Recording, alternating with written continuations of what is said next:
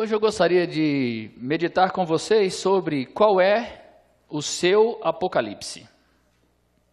Qual é o seu Apocalipse? Quando a gente pensa no Apocalipse ou no meu Apocalipse, para muitos isso só diz respeito ao final. O meu Apocalipse, o final da minha vida, os eventos finais da minha vida, ou o que será no final da minha vida. Bom, para outros, talvez a maioria, dá até um friozinho, né? Tragédias, guerras, destruição, angústia, perseguição, dor, dúvida. Talvez dúvida seja uma coisa muito clara para todo mundo. Dúvida do que será, medo do que será. Qual é o seu Apocalipse? Bom, no final das contas, a gente vê que cada um tem o Apocalipse que busca. Cada um tem o Apocalipse que vê, que enxerga. Está no nosso olhar. Aliás, nem está em o que nós olhamos, mas a quem nós olhamos, ou para quem nós olhamos. O Apocalipse tem tudo a ver com o que nós vemos. O seu Apocalipse, você o vê já. Mas vamos pensar um pouquinho sobre essa questão do Apocalipse. Em Mateus capítulo 24, Jesus fala sobre eventos finais. E ele diz assim, Mateus 24, versículo 4 em diante. Jesus respondeu: cuidado que ninguém os engane, pois muitos virão em meu nome, dizendo, eu sou o Cristo, e enganarão a muitos.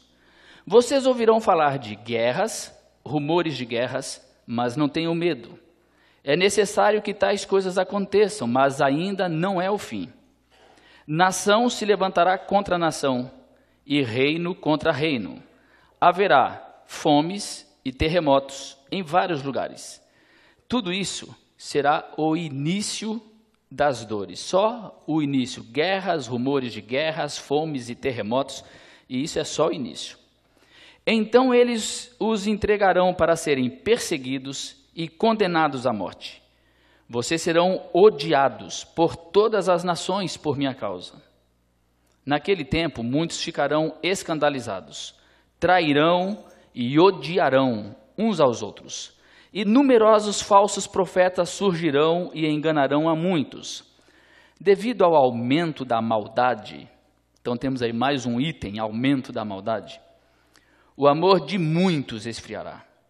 Mas aquele que perseverar até o fim será salvo. E este evangelho do reino será pregado em todo o mundo, como testemunho a todas as nações, e então virá o fim. Mas ainda parece que está bem leve, né? Mas vamos complicar as coisas um pouquinho mais. Assim, quando vocês virem o sacrilégio terrível, ou, conforme uma outra tradução, o abominável da desolação. Quando vocês ouvirem falar do abominável da desolação, do qual falou o profeta Daniel, no lugar santo, quem lê entenda, então os que estiverem na Judéia, fujam para os montes. Quem estiver no telhado de sua casa, não desça para tirar dela coisa alguma. Quem estiver no campo, não volte para pegar seu manto. Como serão terríveis aqueles dias para as grávidas e para as que estiverem amamentando. Orem para que a fuga de vocês não aconteça no inverno, nem no sábado, porque haverá grande tribulação, como nunca houve desde o princípio do mundo até agora, nem jamais haverá. Grande tribulação, como nunca houve e jamais haverá. Se aqueles dias não fossem abreviados, ninguém sobreviveria. Mas por causa dos eleitos, aqueles dias serão abreviados. Se então alguém lhes disser, vejam, aqui está o Cristo, ou ali está ele, não acreditem, pois aparecerão falsos cristos e falsos profetas que realizarão grandes sinais e maravilhas para, se possível, enganar até os eleitos. Vejam que eu os avisei antecipadamente. Dias difíceis como nunca existiram em toda a história. Ai daquelas que estiverem grávidas nessa época.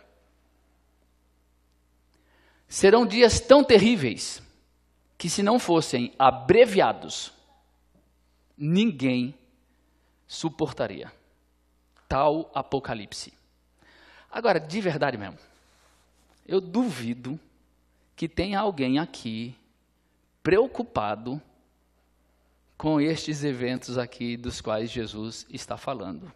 Porque para muitos o apocalipse é pior do que isso aqui e pode acontecer mês que vem, se você não conseguir dinheiro para pagar aquela dívida.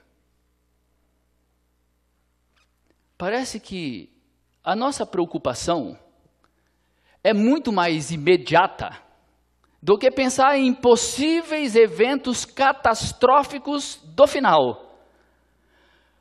Talvez para você vai ser um apocalipse desgraçado se alguma coisa não acontecer logo na tua vida. Talvez você pense que você precisa garantir alguma coisa para que a vida dos teus filhos não se torne um apocalipse.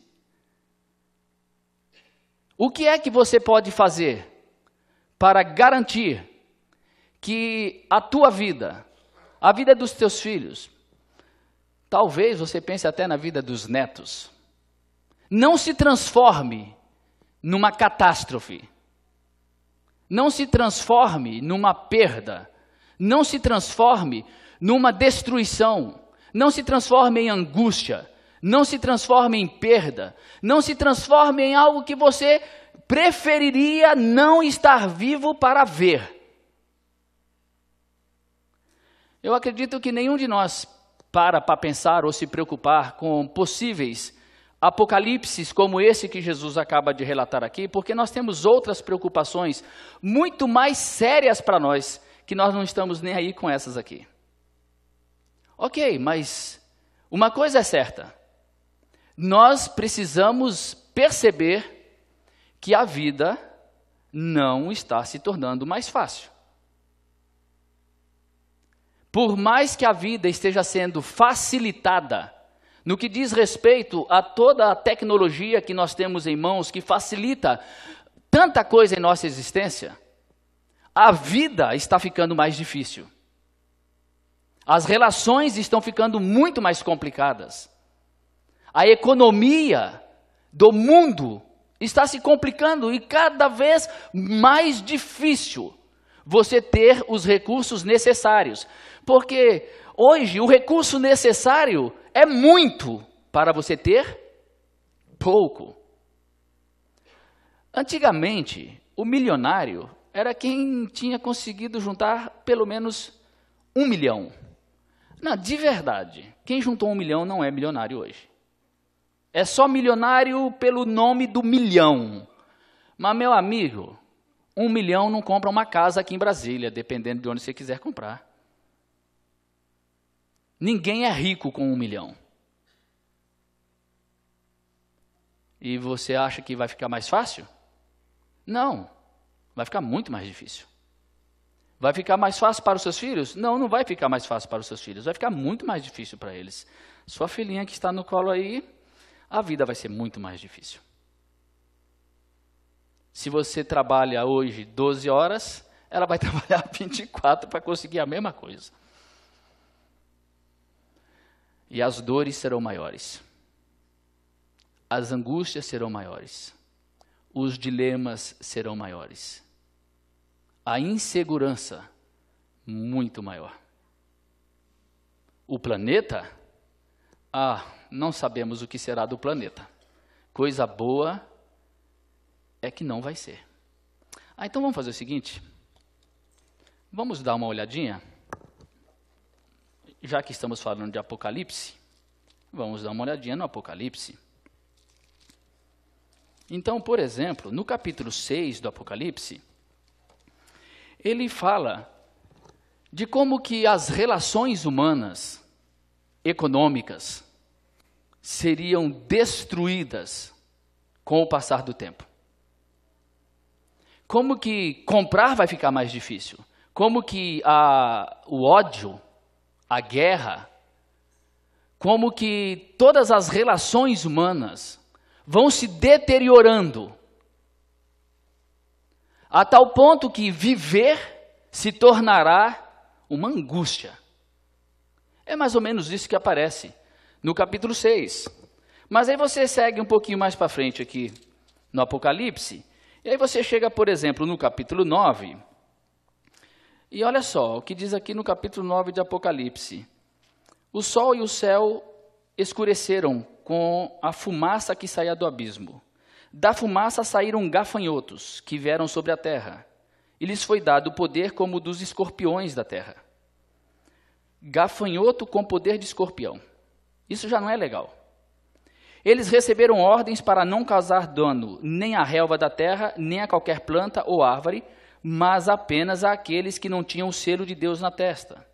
Não lhes foi dado o poder para matá-los, mas sim para causar-lhes tormento durante 5 meses. A agonia que eles sofreram era como da picada do escorpião. Naqueles dias, os homens procurarão a morte, mas não a encontrarão. Desejarão morrer, mas a morte fugirá deles. Os gafanhotos pareciam cavalos preparados para a batalha. Tinham sobre a cabeça algo como coroas de ouro, e o rosto deles parecia rosto humano. Os cabelos deles eram como os de mulher, e os dentes como os de leão. De verdade, eu não queria encontrar um gafanhoto desse. A picada dele não deve ser legal. Tinha couraças como couraças de ferro, e o som das suas asas eram como o barulho de muitos cavalos e carruagens correndo para a batalha. Tinham caudas e ferrões como de escorpiões, e na cauda tinham poder para causar tormento aos homens durante 5 meses. E esse é só o primeiro ai. O primeiro ai passou. 2 outros ais virão. Cara, só esse primeiro aqui é ruim. Podia ficar só nesse primeiro. As coisas não serão boas. Eu estava assistindo o Hobbit. Ligamos a TV e estava lá numa cena do Hobbit, do Frodo com o Sméagol. Não sei quantos vocês lembram do Sméagol. Mas, de verdade, eu estava pensando, se eu encontrasse um Sméagol, não ia ser legal. Eu acho que eu ia correr. Não ia dar certo bater papo com o Sméagol. Ele é asqueroso. E encontrar-me com um gafanhoto correndo atrás de mim, e ele tem dente de leão, cara, não ia dar certo. Olha só. O 6º anjo tocou a trombeta e ouviu uma voz que vinha das pontas do altar de ouro que está diante de Deus. E ele disse ao 6º anjo que tinha a trombeta: solta os 4 anjos que estão amarrados junto ao rio grande Eufrates. E eles foram soltos para matar 1/3 da humanidade. E o exército de cavaleiros que compunham esse exército que saiu para matar era de 200 milhões. Olha só como eram os cavalos e os cavaleiros. As couraças eram vermelhas como fogo, azuis como jacinto, amarelas como enxofre. A cabeça dos cavalos parecia a cabeça de um leão, e da boca lançavam fogo, fumaça e enxofre. Cara, isso aqui é um dragão. 1/3 da humanidade foi morto pelas pragas, de fogo, fumaça e enxofre, que saíam das suas bocas. O poder dos cavalos estava na boca e na cauda, pois as suas caudas eram como cobras. Tinham cabeças com as quais feriam as pessoas. Gente, é ruim. É péssimo, na verdade. Agora, olha só aqui, capítulo 12. Apareceu no céu outro sinal. Um enorme dragão vermelho, com 7 cabeças, 10 chifres. Já não basta ser dragão vermelho, ele tem 7 cabeças e tem 10 chifres. Tendo sobre as cabeças 7 coroas. Sua cauda arrastou consigo 1/3 das estrelas do céu, lançando-as na terra. Não é bom esse dragão também, não. O capítulo 13. Viu uma besta que saía do mar. Já não basta ser besta. De besta já estamos cheios, né? Tem muito besta na vida. Mas essa besta, meu amigo, Haja besta, tão besta quanto essa besta. Tinha 10 chifres e 7 cabeças. Pô, é uma besta e tem 7 cabeças. Com 10 coroas, uma sobre cada chifre. E em cada cabeça um nome de blasfêmia. O nome de blasfêmia a gente deixa de lado, porque só as 7 cabeças e os 10 chifres já põe medo. A besta que vi era semelhante a um leopardo, mas tinha os pés como os de urso e a boca como de leão. O dragão, que já é uma besta fera, deu à besta o seu poder, o seu trono e grande autoridade. Bom, tá bom. Aí vem outra besta, né? É muita besta no Apocalipse. Então, outra besta aqui. Então vi outra besta que saía da terra, com 2 chifres, pelo menos só tem 2, né? Porque a outra besta do mar tinha 10, essa aqui tem só 2. 2 chifres como o cordeiro, mas que falava como o dragão. Exercia toda a autoridade da primeira besta, em nome dela, e fazia a terra e seus habitantes adorarem a primeira besta. Você já até se perdeu qual é a besta que está sendo adorada aqui, né? Cujo ferimento mortal havia sido curado. Olha só essa besta, essa segunda besta aqui. Ela realizava grandes sinais, chegando a fazer descer fogo do céu à terra à vista dos homens. Por causa dos sinais que lhe foi permitido realizar em nome da primeira besta, ela enganou os habitantes da terra. Ordenou-lhes que fizessem uma imagem em honra à besta que fora ferida, Foi dado poder para dar fôlego à imagem da primeira besta e fazer que fossem mortos todos os que se recusassem a adorar a imagem. Agora, olha só que legal aqui, ó. Essa aqui é onde bota medo na gente, porque até agora a gente não tem medo, a não ser que aconteça isso aqui, ó. Aí dá medo. Também obrigou todos, pequenos e grandes, ricos e pobres, livres e escravos, a receberem certa marca na mão direita ou na testa, para que ninguém pudesse comprar nem vender. Aí ferrou, né? Ninguém pode nem comprar, nem vender. Podia ser não comprar, mas pelo menos vender. Ah, não, mas aí ninguém compraria, né? Não daria certo. Não pode nem comprar, nem vender, a não ser que tivesse a marca. Aí todos nós vamos pedir a marca. Porque essa de ficar sem comprar, nem vender, não rola. Que é o nome da besta, o número do seu nome. E o número está aqui, né? Seu número é... Alguém sabe qual é o número? Isso todo mundo sabe, né? 666. Eu estudava no seminário presbiteriano em São Paulo, e no caminho para o seminário tinha uma casa que tinha número 666. Se eu tivesse uma casa com o número 666, eu ia mandar inverter para ficar 999. Brincadeira. Mas sabe que tem muita gente com problema sério com o número 666. Se a casa for 666, troca. Vocês lembram daquele carro besta? Existe besta ainda? Aquele carro acabou, né? Acabou, é claro, né, que tinha que acabar, né? Porque evangélico não comprava o carro besta por nada, né? Quem é que vai querer comprar um carro com o nome de besta? Pastor da igreja que eu era membro na época comprou uma besta. E ele teve bastante problema com a besta, por ter comprado uma besta. E os bestas diziam que era muita loucura ele comprar um carro que tinha o nome de besta. É muita besteira para pouca gente, né? Mas o fato é que aqui está o 666, o mistério, o segredo, e que talvez você tenha na tua testa. Mas tá bom. Aí vem uma mulher que aparece com um dragão aqui, e olha, a cauda do dragão arrastou consigo 1/3 das estrelas do céu, lançando-as na terra. É isso aí. Bom, vamos lá. Seguindo para frente mais um pouquinho. Isso aqui também... Tem muita coisa aqui, não dá para ficar lendo tudo. Olha só o capítulo 16. Então ouvi uma forte voz que vinha do santuário e dizia aos 7 anjos: vão derramar sobre a terra as 7 taças da ira de Deus. Cara, nós estamos no capítulo 16. Já teve um bocado de ai, um bocado de praga, já deu para destruir um bocado de coisa. Não suficiente, vem agora o capítulo 16, em que Deus manda que os 7 anjos derramem sobre a terra 7 taças da ira. Olha o que acontece. O primeiro anjo foi e derramou a sua taça pela terra, e abriram-se feridas malignas e dolorosas naqueles que tinham a marca da besta e adoravam a sua imagem. O segundo anjo derramou a sua taça no mar, e este se transformou em sangue, como de um morto, e morreu toda a criatura que vivia no mar. O terceiro anjo derramou a sua taça nos rios e nas fontes, e eles se transformaram em sangue. Então ouvi o anjo que tem autoridade sobre as águas dizer. E ele diz algumas coisas aqui. O quarto anjo derramou a sua taça no sol, e foi dado poder ao sol para queimar os homens com fogo. Esses foram queimados pelo forte calor e amaldiçoaram o nome de Deus, que tem domínio sobre estas pragas. Contudo, recusaram-se a arrepender. O quinto anjo derramou a sua taça sobre o trono da besta, cujo reino ficou em trevas. De tanta agonia, os homens mordiam a própria língua e blasfemavam contra o Deus dos céus por causa das suas dores e das suas feridas. Contudo, recusaram-se a arrepender-se das obras que haviam praticado.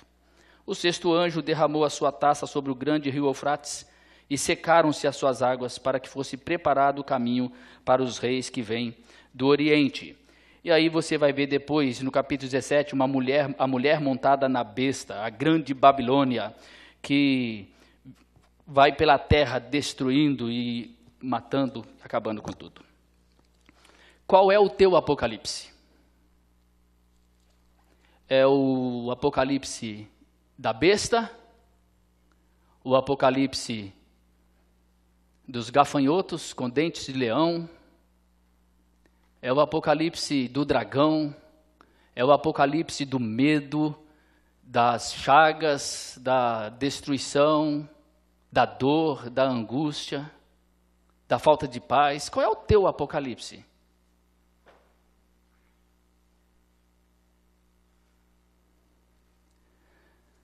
Talvez para muitos aqui, o que gostariam de ter, mais do que apenas leitura de um texto, era a explicação deles. Afinal, o que é o gafanhoto? Afinal, o que é a besta que emerge do mar? Que tem 10 cabeças, 7 chifres. O que é a besta que emerge da terra? O que é o dragão? O que são os cavaleiros?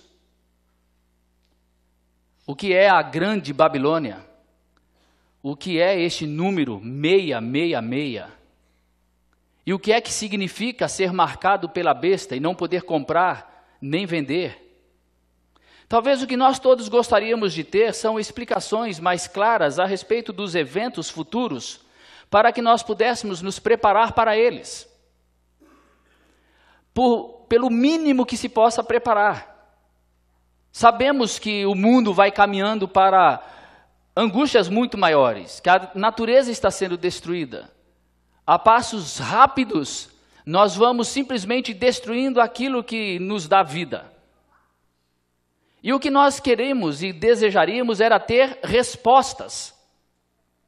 Respostas mais objetivas, mais claras, mais certeiras, para que pudéssemos nos preparar em todas as áreas da vida. Gostaríamos de ter resposta para os nossos filhos, para prepararmos, pavimentarmos um caminho que fosse mais seguro para eles. Isso se nós formos pessoas que se preocupam com os filhos, e que não estão pensando em si próprios, mas que pensam pelo menos em ter uma vida melhor para aqueles que nós geramos. Talvez o que nós poderíamos falar sobre o nosso apocalipse é o apocalipse do medo, da insegurança, da dúvida, do temor. É o apocalipse da busca por respostas. É o apocalipse, na verdade, baseado tão somente na ilusão. Porque no fim das contas, tudo é ilusão. É enfeite da vida. Tudo aquilo que você puder deixar preparado para você e para o seu filho, quanto ao futuro, é enfeite. É ilusão. É tolice. E é tão tolice quando se pensa principalmente que nós não temos o controle nem sequer sobre eventos simples da nossa existência. Basta vir um delator para que as suas ações virem pó. Basta uma guerra para que aquilo que você preparou simplesmente perca todo o valor. Bastam crises políticas para que tudo aquilo que você pensou que era segurança, tudo aquilo que era seguro, tudo aquilo que era duradouro, você veja que na verdade não teve o menor resultado. Agora, mesmo que você consiga manter toda essa segurança, Basta chegar um maluco na vida da tua filha para acabar com tudo. Ou uma maluca na vida do teu filho para acabar com tudo. Ou basta que algumas amizades levem o teu filho, tua filha, por outro caminho. Me diga, qual é a segurança que de fato você pode construir para qualquer pessoa à tua volta e que diga respeito tão somente a essas coisas corriqueiras da existência que nós definimos como segurança, mas que não passam de ilusão? Dinheiro, casas, faculdades, prêmios, concursos. Não, isso tudo é ilusão. Isso tudo é passageiro e não prepara absolutamente ninguém para nada da vida. E no que diz respeito à vida espiritual, no que diz respeito ao Apocalipse, do livro do Apocalipse, talvez você pense que se pelo menos fosse possível entender o que está se passando ou o que está descrito, seria pelo menos bom para você se preparar para as coisas que estão por vir. Mas não foi para isso que o livro do Apocalipse foi escrito, e não foi para que nós descobríssemos quais são de fato os eventos, os personagens, cada um dos momentos da história que nós vamos passar. Naquele texto que eu li de Mateus 24, Jesus começa dizendo: tomem cuidado, porque muitos virão dizendo que sou eu, mas são falsos. E depois que ele relata todas aquelas dores, todas aquelas angústias, ele conclui essa parte dizendo, de novo, não acreditem nos falsos cristos. Vejam, eu avisei vocês. E embora ele tenha nos avisado, a gente continua correndo atrás de ilusão. Achando que estas ilusões do olho, essas ilusões daquilo que eu posso pegar, daquilo que a sociedade diz que traz segurança, sucesso, conforto, aquilo que dá sentido, significado à existência, que não passa de falsos profetas, falsos cristos, falsos gurus que apenas enganam. Apesar de tudo isso, a gente simplesmente desconhece o caminho da vida e da vitória. Aqui no livro do Apocalipse, eu li a partir do capítulo 6, mas na verdade,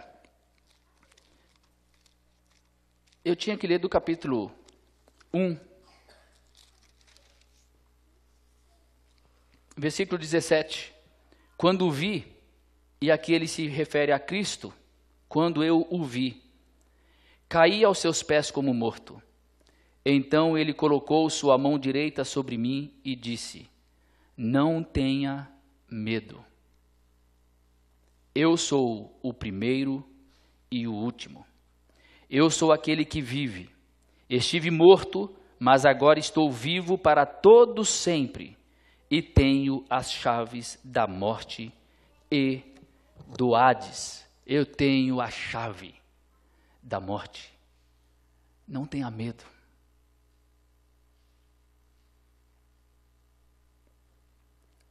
O Apocalipse da nossa existência, ele não traz o menor medo para quem está olhando para Cristo. Para quem segue a vida do Cristo, para quem segue os ensinos do Cristo, para quem acolhe no coração a Cristo, para estes, não existe outro apocalipse que não seja o apocalipse do agora. Porque a palavra Apocalipse não é futuro. Não tem nada a ver com eventos futuros. É revelação. E o livro mesmo do Apocalipse não trata do futuro, tão somente. Ele trata do passado. Ele engloba toda a história. O livro do Apocalipse é, na verdade, a possibilidade que cada um de nós tem de ter um apocalipse do coração, uma revelação. Isso é o significado do Apocalipse, uma revelação do nosso ser, uma revelação da nossa vida, uma revelação do nosso interior, para que a gente passe a olhar para as coisas com outro olhar, e não com o olhar daquele que se prepara para eventos. Mas, na verdade, é um preparo para ser alguém que enxerga a vida com outro olho e que não se firma em nada que é passageiro, que é ilusório, pensando que isso possa trazer segurança ou possa me livrar dos gafanhotos, das bestas, dos dragões, dos personagens horripilantes do Apocalipse, que põem medo por causa das dores, das angústias, das manchas, das marcas e de tudo que tem escrito ali. Na verdade, para quem enxerga o Cristo do capítulo 1, ele não está nem aí para o resto que acontece. Porque são apenas eventos que não lhe tocam. Ele não está nem aí. Porque ele já está enxergando aquele que tem a chave da morte, meu amigo. Cara, se eu estou andando com quem tem a chave da morte, por que é que eu vou ter medo da besta que emerge da terra? E qual é a minha preocupação em querer entender o que é a besta que emerge da terra ou do mar, se o cara que tem a chave da morte se revelou a mim e abriu-se completamente para mim e diz: eu amo você e eu habito em você. De verdade, meu amigo, querer descobrir quem é a besta, quem é o gafanhoto, quem é o 666, o que é isso, o que é aquilo outro, é uma perda de tempo para quem não tem o que fazer ainda. Não tenha medo. Eu sou o primeiro e o último. Eu pego a história inteira, de lá, aqui. Eu tenho o controle de tudo. Está nas minhas mãos. Eu tenho a chave da vida, da morte, da existência. Creia em mim, confie em mim, vá comigo, porque não haverá erro. Não importa o que aconteça. Aí um pouco mais à frente, no capítulo 4 e 5, vai aparecer o trono de Deus. E esse trono, aparece Deus nele, cheio de misericórdia. Nesse trono, aparecem os seres de todos os tempos, de todos os lugares, de todas as dimensões, adorando aquele que está sentado no trono. E depois que nós temos a visão daquele que está sentado no trono, aparece João desesperado, porque havia um livro. Esse livro é a tua vida, a minha. É esse livro. Esse livro é o que tem todas as nossas inseguranças, todos os nossos temores, a nossa história. A história dos nossos filhos, a história dos nossos netos, a história de todas as gerações futuras e de todos os que já vieram antes de nós. É a história humana, selada, fechada. E não havia ninguém que pudesse pegar aquele livro e desenrolar a história de tal forma que ela se completasse. E aí João chora copiosamente, e aí diz o texto aqui, que enquanto ele chora, por não encontrar ninguém, eu chorava muito, porque não se encontrou ninguém que fosse digno de abrir o livro e de olhar para ele. Então um dos anciãos me disse: não chore. Eis que o leão da tribo de Judá, a raiz de Davi, venceu para abrir o livro e os seus 7 selos, para abrir a nossa história, para guiar a nossa vida, para controlar todos os detalhes do que tem ali, para que nós cheguemos ao fim sãos e salvos. Depois vi um cordeiro, que parecia ter estado morto em pé no centro do trono, cercado pelos 4 seres viventes e pelos anciãos. Ele tinha 7 chifres e 7 olhos, que são os 7 Espíritos de Deus enviados a toda a terra. Ele se aproximou e recebeu o livro da mão direita daquele que estava sentado no trono. Ao recebê-lo, os 4 seres viventes e os 24 anciãos prostraram-se diante do cordeiro. Cada um deles tinha uma harpa e taças de ouro, cheias de incenso, que são as suas orações, as minhas. Cada um deles tinha uma harpa e taças de ouro cheias das nossas orações. E eles cantavam um cântico novo. Tu és digno de receber o livro e de abrir os seus selos, pois foste morto, e com teu sangue compraste para Deus gente de toda a tribo, língua, povo e nação. Tu os constituíste reino e sacerdotes para o nosso Deus, e eles reinarão sobre a terra. Então olhei e ouvi a voz de muitos anjos, milhares de milhares e milhões de milhões. Eles rodeavam o trono, bem como os seres viventes e os anciãos, e cantavam em alta voz: digno é o cordeiro que foi morto de receber poder, riqueza, sabedoria, força, honra, glória e louvor.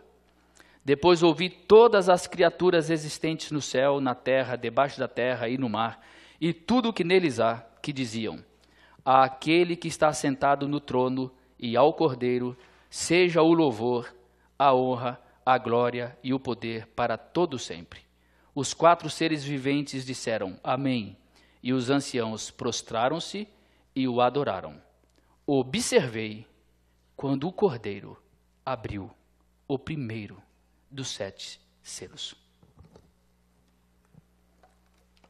Observei e vi quando o cordeiro abriu o primeiro dos 7 selos. Só tem medo do Apocalipse quem não vê isso. Só tem medo do futuro quem não enxergou ainda o Cordeiro. Só tem medo da existência quem olha para a vida com os imediatismos ilusórios da existência humana nessa terra. Mas para quem olha o Cordeiro, que foi morto antes da fundação do mundo, que derramou o seu sangue, para que nós pudéssemos ter uma nova vida, uma nova existência, um novo olhar, um novo coração, uma nova existência. Aqueles que enxergam que o Cordeiro abre os selos do livro, o que implica em dizer: é Ele quem guia a minha vida, é Ele quem dirige a minha história, é Ele quem orienta toda a minha existência. Para estes não existe medo do futuro, porque sabem o que é que lhes está reservado. Porque sabem que não haverá absolutamente nada que tenha poder sobre o amor. No final das contas, o ensino dele é amor, a vida dele é amor, o que ele derrama em nosso coração é amor. O amor de Cristo é derramado em nosso coração. A vida de Cristo é derramada em nós, de tal forma que não importam os eventos, não importam as incertezas, não importam as doenças, não importam os temores, não importa que o planeta seja destruído, não importa que venha um grande poder mundial opressor que tente ou queira fazer-nos negar Cristo. Não importa que venha um poder religioso que vai ser a voz religiosa para fazer com que o mundo se prostre diante desse sistema mundial maluco, representado aí pela besta que emergiu do mar. Ninguém terá medo disso. Não me importa o que será esse 666, não me importa o que será a marca, se ela existirá realmente, literalmente ou não. Não me importa se haverá um gafanhoto. Meu amigo, pode aparecer um gafanhoto com dente de leão, de verdade, que aquele que está com Cristo não está nem aí para a porcaria do besta do leão, do gafanhoto com dente de leão. Porque isso não faz diferença. Que diferença faz? Nenhuma. É só coisa da vida. Um gafanhoto com dente de leão é só uma coisa da vida. Não deve ser coisa boa. E não é um gafanhoto com dente de leão. Uma coisa boa é que não é. E daí? Não faz diferença nenhuma. Qual é o teu apocalipse? Eu espero que o teu apocalipse seja o apocalipse do Cordeiro. Que o teu apocalipse seja o apocalipse que já está realizado, pleno, completo. E que não depende de nenhum evento futuro. Que não dependa de saber de nada quanto ao futuro. O futuro será o que será. E só. O que foi, já foi. E só foi também.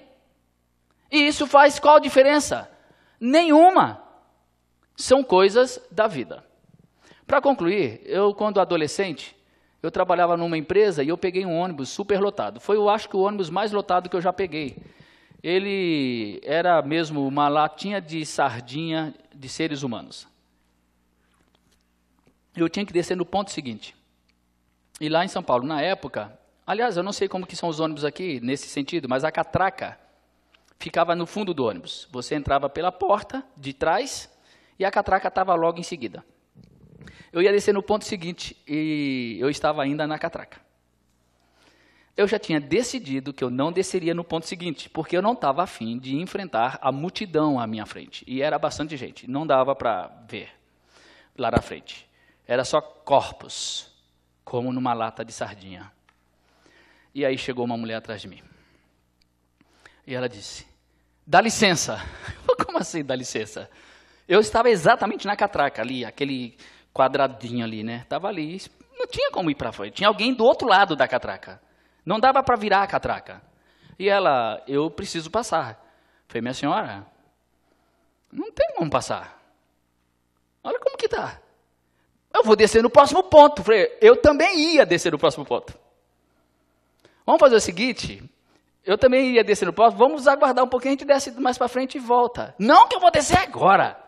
Meu amigo, essa mulher me empurrou.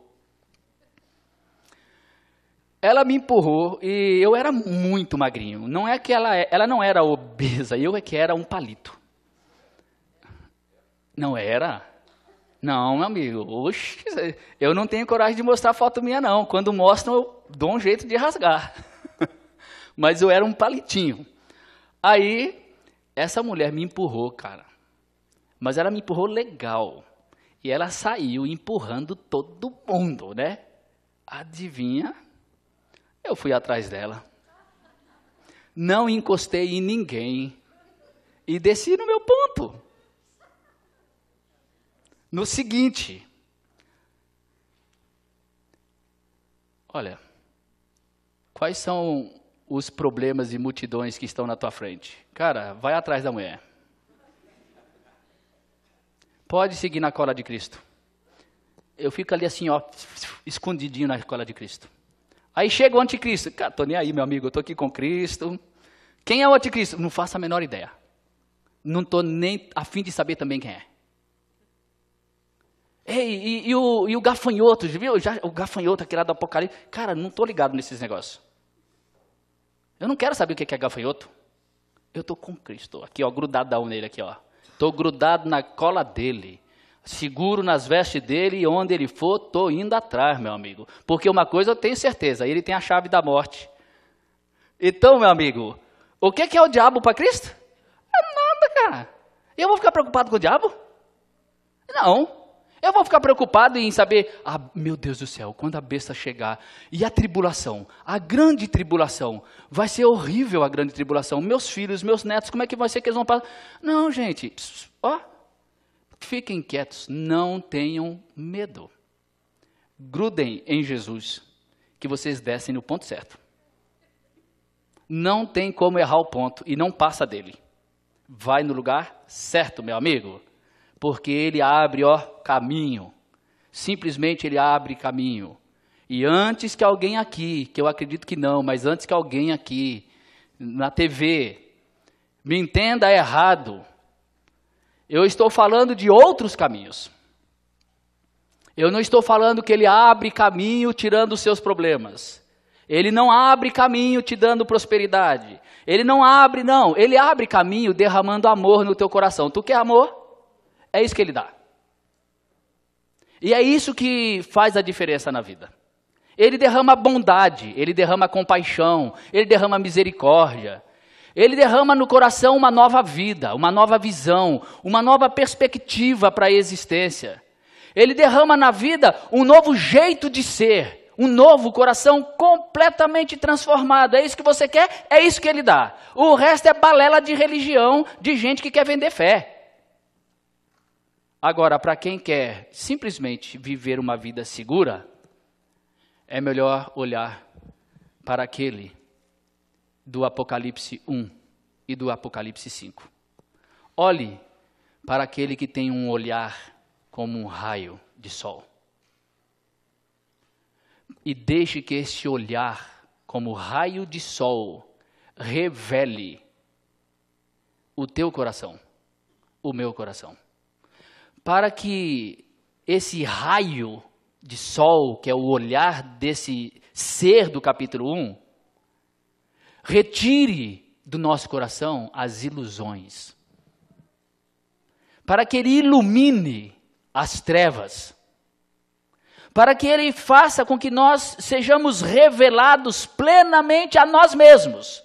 Ninguém tem que ser revelado ao mundo, basta que sejamos revelados a nós mesmos, ao nosso próprio coração, para percebermos as buscas tolas que nós fazemos na vida, para percebermos o quanto estamos depositando a segurança da nossa existência, aquilo que é inseguro, aquilo que é passageiro, para que seja revelado ao nosso coração, ao nosso ser, a verdade sobre nós. Mas quem é que quer a verdade sobre si mesmo?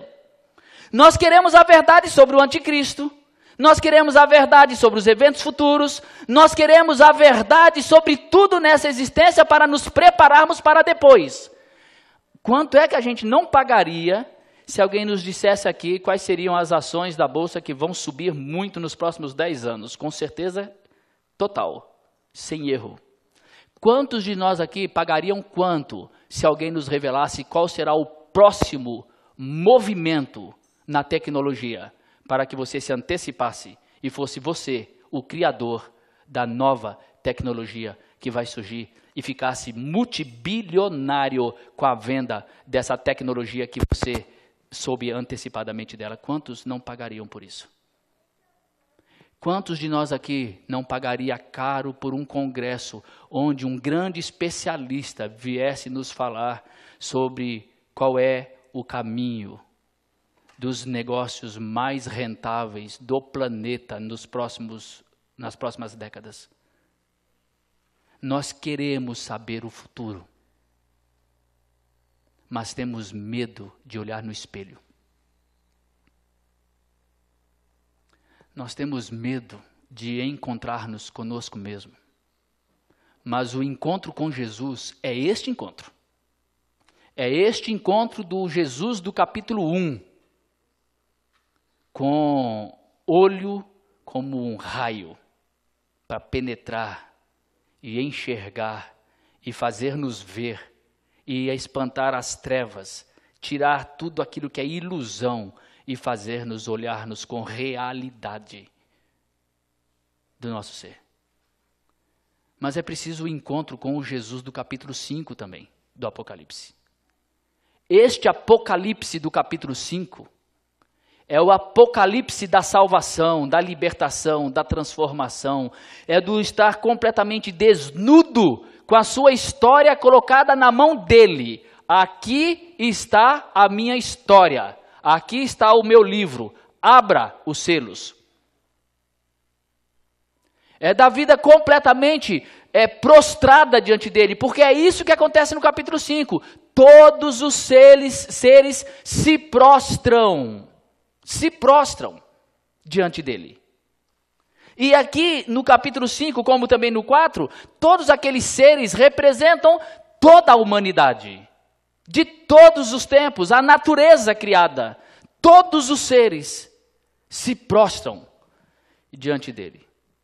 Aqueles que se prostram diante dele e estão diante do trono, enxergando o trono, vendo o que se passa no trono, esses veem o Cordeiro abrindo o livro e sossegam a alma. Ele está abrindo os selos da vida da tua filha. Você não precisa se preocupar.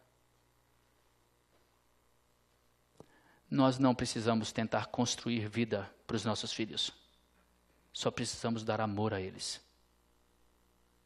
Só precisamos enchê-los de bondade, de graça, de amor, de vida, de evangelho. É isso. Encher a vida dos filhos de evangelho. Encher o nosso coração de evangelho, não de religião, de evangelho, de boas novas, de coisas boas, de tudo que tem a ver com a vida, com o exemplo e com o ensino de Jesus. Aí sim, nós estaremos garantindo totalmente o futuro nosso e de todos, porque ele é fincado aqui, no agora de alguém que se enxergou vivendo no amor. Aí, meu amigo, pode vir quebra da bolsa, pode vir desemprego, pode vir os governos mais malucos da existência, de Trump para a gente mais louca que ele. Trump é louco, os nossos aqui são incompetentes, né? Então podem vir os governos mais incompetentes do Brasil e os mais malucos da América. Não tem problema. Maluco ou incompetente é só uma questão da existência. Porque eu estou agarrado em Cristo para descer do próximo ponto. E para encerrar agora de verdade, agora eu encerro, viu, Jerry? O meu próximo ponto é esse aqui, ó. Que eu estou agarrado nele para descer nesse ponto aqui, ó. Olha se esse ponto aqui não é legal. Então o anjo me mostrou o rio da água da vida, que claro como cristal, fluía do trono de Deus e do Cordeiro. Opa, peraí, você se lembra do trono? Lá do capítulo 4, do capítulo 5, é o mesmo trono. O trono de Deus e do Cordeiro. No meio da rua principal da cidade. De cada lado do rio estava a árvore da vida, que frutifica 12 vezes por ano, uma por mês. Você quer saber o significado disso aqui? Ah, não estou nem aí. As folhas da árvore servem para a cura das nações. Legal. Já não haverá maldição nenhuma. Isso eu entendi. Já não haverá maldição nenhuma. O trono de Deus e do Cordeiro estará na cidade, e os seus servos o servirão. Eles verão a sua face, o seu nome estará em suas testas. Não haverá mais noite. Eles não precisarão de luz de candeia, nem da luz do sol, pois o Senhor Deus os iluminará. E eles reinarão para todo o sempre. É este o próximo ponto no qual eu vou descer, grudado em Jesus e deixando que o resto em volta, meu amigo, pode cair o mundo. Eu estou ali, ó, grudadinho nas vestes de Jesus. Amém. É assim que é, e eu espero que assim seja para nós todos. E assim o mundo enxergará a luz. Aquele que me segue não andará em trevas, mas verá a luz da vida. Essa é a promessa dele. Não ande nas trevas. Jesus é a luz. Ao nosso Deus. Vamos ficar em pé e vamos cantar esse cântico de adoração. Senta no trono e ao Cordeiro pertence a salvação. Ao nosso Deus. Ao nosso Deus.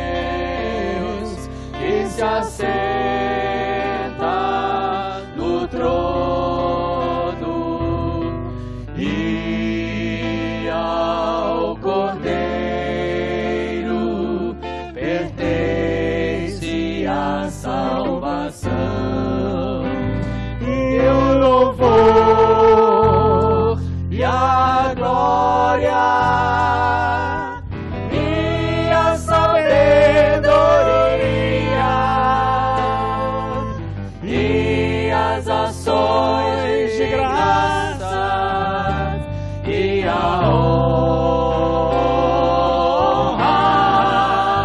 e o poder e a força seja o nosso Deus pelos séculos dos séculos. Amém.